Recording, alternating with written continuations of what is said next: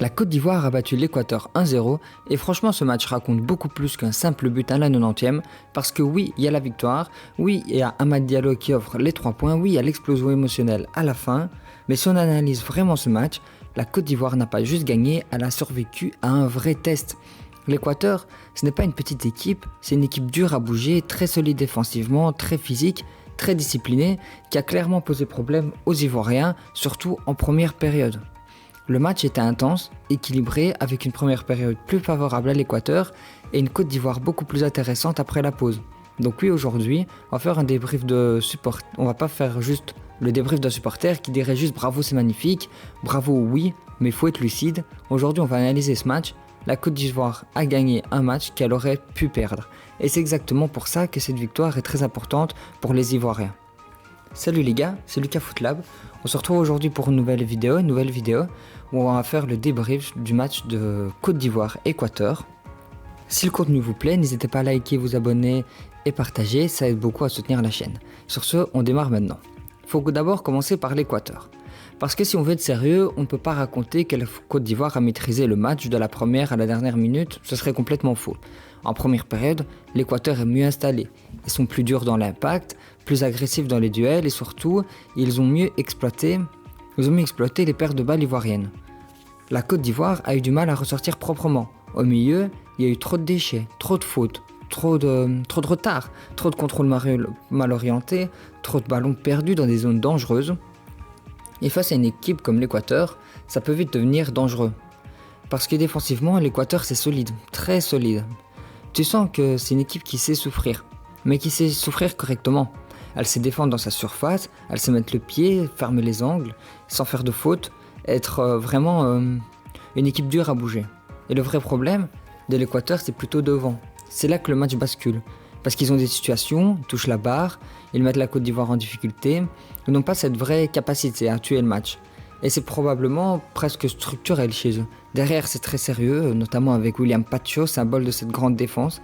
Au milieu, c'est costaud, mais devant, il manque encore des joueurs qui savent transformer une bonne période en un but. Ener Valencia reste une référence. Mais on sent que ce n'est plus suffisant pour pouvoir porter tout le danger offensif d'une sélection comme l'Équateur. Donc oui, l'Équateur peut avoir des regrets, mais dans une Coupe du Monde, avoir des regrets, ça ne donne pas des points. La Côte d'Ivoire, elle a attendu son moment et elle a su le saisir. Ce que j'ai trouvé intéressant avec cette Côte d'Ivoire, c'est que le début de match était loin d'être parfait. Il y avait de la nervosité, des fautes, des cartons, il y a des joueurs qui sortent en retard, il y a des pertes de balles évitables. Kessia et Fofana, par exemple, ne font pas une première période très propre. Ils ont été pris dans le rythme des Équatoriens évidemment, parfois en retard, parfois pas assez juste techniquement. Et là, il faut être honnête, contre l'Allemagne, si tu fais le même match, ce genre de première mi-temps, elle peut te coûter beaucoup plus cher.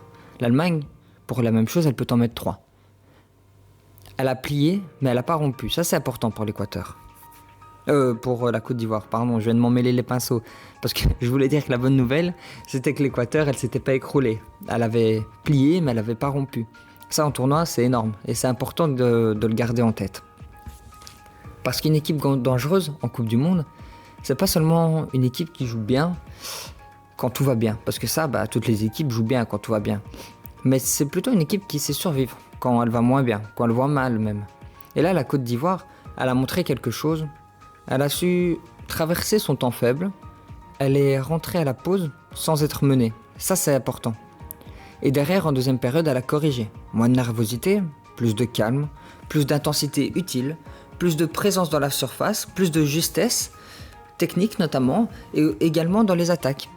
C'était pas parfait, mais c'était beaucoup mieux. Et parfois, dans une Coupe du Monde, le beaucoup mieux, il peut suffire à gagner. Et là, le plus important, c'était de prendre les 3 points. Parce que c'est quand même un groupe très compliqué. Mais maintenant, il faut parler du match dans l'impact offensif. Et là, on va parler de Yan Diomande. Et là, soyons clairs, il n'a pas marqué, il n'a pas fait de passe D, mais il a été le joueur qui a fait le plus peur à l'Équateur. Diomande, c'était le danger permanent.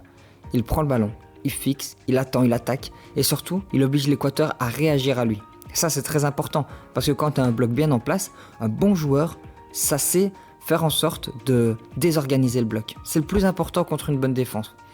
Parce qu'un bon ailier, c'est pas seulement un joueur qui réussit un dribble pour faire joli, C'est le joueur qui modifie complètement le comportement de la défense adverse. Et Diomande, ça il l'a fait. Hincapié, il a souffert. Franchement, j'aurais pas aimé être à sa place. La défense équatorienne, souvent dû coulisser, doubler, fermer, compenser. Et quand un joueur de 19 ans oblige une équipe aussi solide que l'Équateur à adapter sa défense autour de lui, c'est qu'il se passe clairement quelque chose. On peut aussi parler de son énorme volume. Les ballons touchés dans la surface, les dribbles réussis, les duels gagnés. Mais aussi une vraie activité défensive. Il n'a pas arrêté d'enchaîner les courses. C'est ça que je voulais dire par volume énorme. C'est pas juste un ailier freestyle. Non.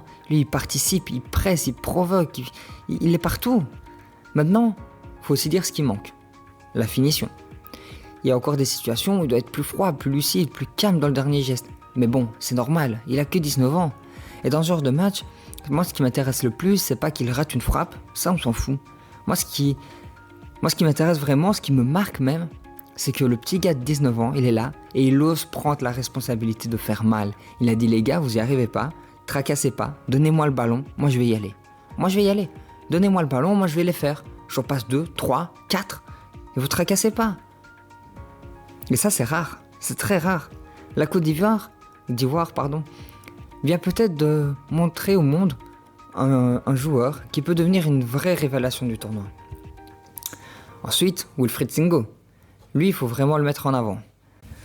Parce que dans ce genre de match, tout le monde va naturellement parler de Diallo parce qu'il marque, tout le monde va parler de Diomande parce qu'il est spectaculaire. Mais Singo, c'est peut-être le joueur qui donne le plus de structure à cette victoire. Défensivement, il a été très fort. Dans les duels, dans la lecture, dans la puissance, dans la sérénité, et surtout à le 90e, il a encore l'énergie et la lucidité pour faire la différence. Son débordement, c'est pas juste une action physique, c'est une action de joueur intelligent. Il avance, attire, fixe, et puis il donne le bon ballon au bon moment. Et Amad termine. Mais sans Singo, il n'y a pas de but. C'est pour ça que son match est si important, parce qu'il symbolise exactement ce qu'il faut dans une Coupe du Monde, de la solidité, de la puissance, du calme, une capacité à rester décisif même quand tout le monde commence à fatiguer. Singo, il a pas seulement défendu, il a porté la victoire jusqu'à Amad. Jusqu'à Amad. Et maintenant, évidemment, parlons d'Amad Diallo. Déjà, son absence du 11 titulaire pose question.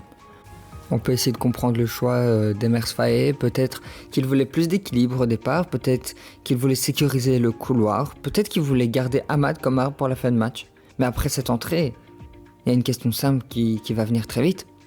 Est-ce qu'Amad peut vraiment rester sur le banc pour le prochain match ? Parce que quand il est entré, on a senti une énorme différence. Notamment technique. Waouh ! Il apporte bien autre chose. Dans les petits espaces surtout, qualité de touche, du calme. Et le but, c'est exactement ça. Il panique pas, il cherche pas à frapper comme un fou, il veut pas déchirer le filet, il place son ballon, il choisit le geste juste, le geste parfait. Et ça, c'est fort, parce qu'à la 90e, dans un match de Coupe du Monde, beaucoup de joueurs auraient forcé, et lui non. Une belle finition, bien propre. Pour moi, l'entrée d'Amad a clairement changé quelque chose. Maintenant, faut pas tomber dans l'excès non plus. C'est pas parce qu'il marque qu'il règle tous les problèmes. Mais il a répondu sur le terrain, et dans le football, c'est la seule réponse qui compte vraiment. Cette victoire, elle est énorme comptablement. Parce que dans ce groupe, le match contre l'Équateur était probablement le match clé pour la qualification. L'Allemagne est favorite du groupe. J'avais tourné une vidéo pronostic, mais finalement je ne l'ai pas sortie par manque de temps, parce qu'elle allait sortir après le début des premiers matchs. Donc finalement je ne l'ai pas sortie, mais dans cette vidéo, qu'est-ce que je disais ? Je disais que je voyais la Côte d'Ivoire arriver à se hisser à la première place si l'Allemagne faisait une petite erreur. Je les voyais juste derrière, mais pas de grand-chose. Il suffisait que l'Allemagne fasse une minuscule erreur et la Côte d'Ivoire serait là. Donc maintenant, si la Côte d'Ivoire réussit à faire de bonnes performances, moi je les vois premiers, franchement. Après, voilà, l'Allemagne reste favorite, c'est normal. Mais bon, Curaçao, évidemment, c'est le plus faible. Donc la Côte d'Ivoire, Équateur, c'est un match pour savoir qui va se qualifier. Et la Côte d'Ivoire, elle l'a gagné. Ça ne veut pas dire qu'elle est déjà qualifiée, attention. Faut pas raconter n'importe quoi, faut rester cohérent, et surtout, c'est une Coupe du Monde. Avant d'avoir ton billet de qualification, t'es rarement déjà qualifié en avance. Parce qu'il y a énormément de surprises dans une Coupe du Monde. Mais si tu perdais contre l'Équateur, tu joues l'Allemagne avec une grosse pression, une peur et une obligation de faire un résultat.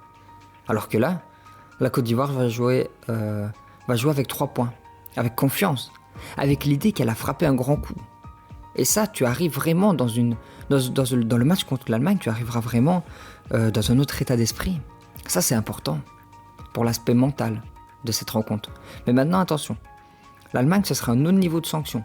Les pertes de balles au milieu, les relances approximatives, les fautes en retard, tout ça, ça va coûter beaucoup plus cher contre l'équipe allemande. Donc la victoire est magnifique, mais elle ne doit pas cacher les avertissements. Attention à la première période. Parce que comme je l'ai déjà dit, mais contre l'Allemagne, si tu fais une première période aussi mitigée, voire mauvaise, tu peux en prendre 3.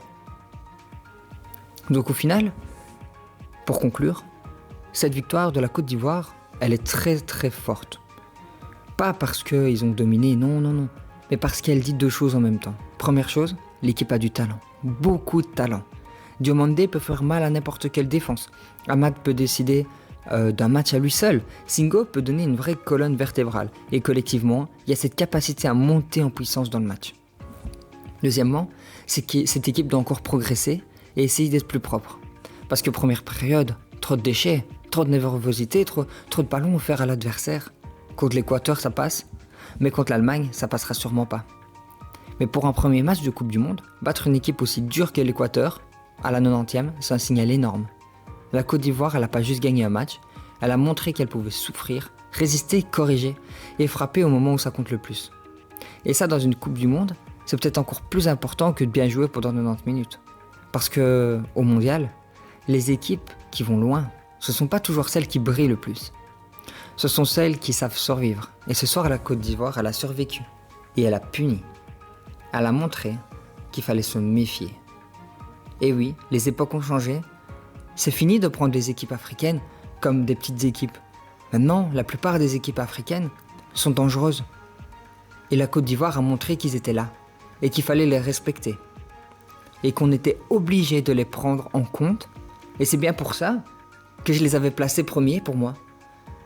Parce que je m'attendais à ce que l'Allemagne fasse une petite erreur un moment pendant le groupe et je pense que la Côte d'Ivoire a les moyens de finir première. Donc voilà, on va voir ce que les Ivoiriens vont nous réserver pour les prochains matchs. Et j'ai hâte de suivre leurs résultats. Les gars, si la vidéo vous a plu, n'hésitez pas à liker, commenter, vous abonner et on se retrouve très vite pour une prochaine vidéo. Bye!